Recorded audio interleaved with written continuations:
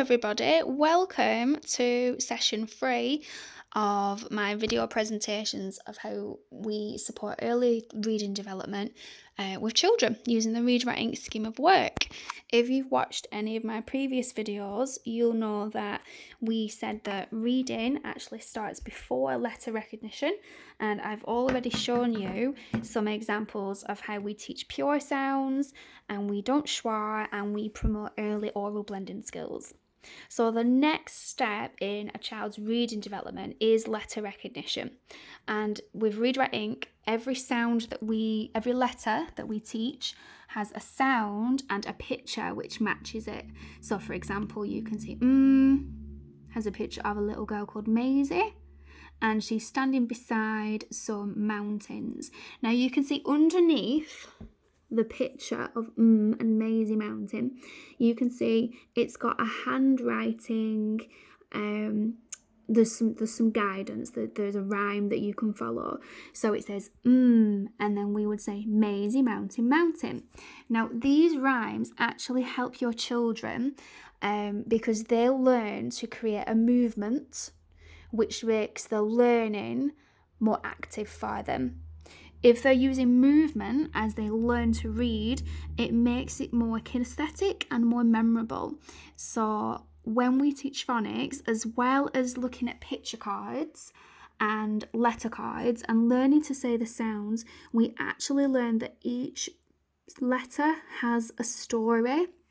So for example, if we were teaching a child this letter, we would teach them that this is the sound A. A is for apple, and A is a bouncy sound. We cannot stretch the sound A. It isn't a long sound that goes A. We say it as a short sound and a bouncy sound. And then we would practice with our hands, bouncing up and down, making the sound A, apple. We would then show the children how the letter shape of A is formed, and we would do this as a whole class with big movements so that we are all involved and we are all joining in. I'll show you an example. A is formed by going around the apple and down the leaf. I'll show you again. We go around the apple, and down the leaf, and that is how we create A. Now we would do this in class by using our arms, by moving all of our body, and then after that, the next step would be to practice writing it on a whiteboard.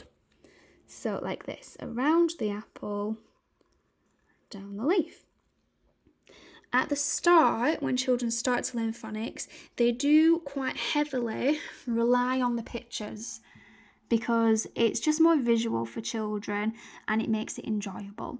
So we do teach with the pictures at first, but as you can see, each card has two sides.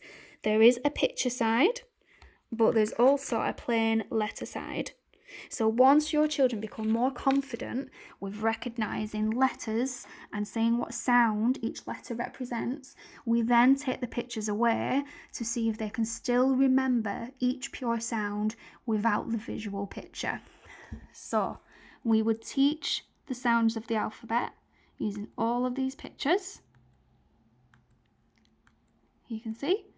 And they might remember when they're writing, the pictures just might help them. So for example, if your child wanted to write or read a word that had the sound B in it, they might not remember that it's the sound B, but because the visual picture has helped them, you might find early on that they say, oh, boot. And then you would say, oh, what letter does, or what sound does boot start with? And they would say B. So it's just, again, a visual prompt. Okay, so after the children have learned how to say all of the sounds by using the pictures, like I said, we take the pictures away and we see if they can still do the same, if they can still read the sounds. Another way that we support early letter recognition is for using picture cards like these. So these are initial sound cards. in phonics, in early phonics, we teach the children that each word has an initial letter or an initial sound. So for example, when we are teaching the sound ah, we would teach them that all of these words start with the same sound. They all start with ah.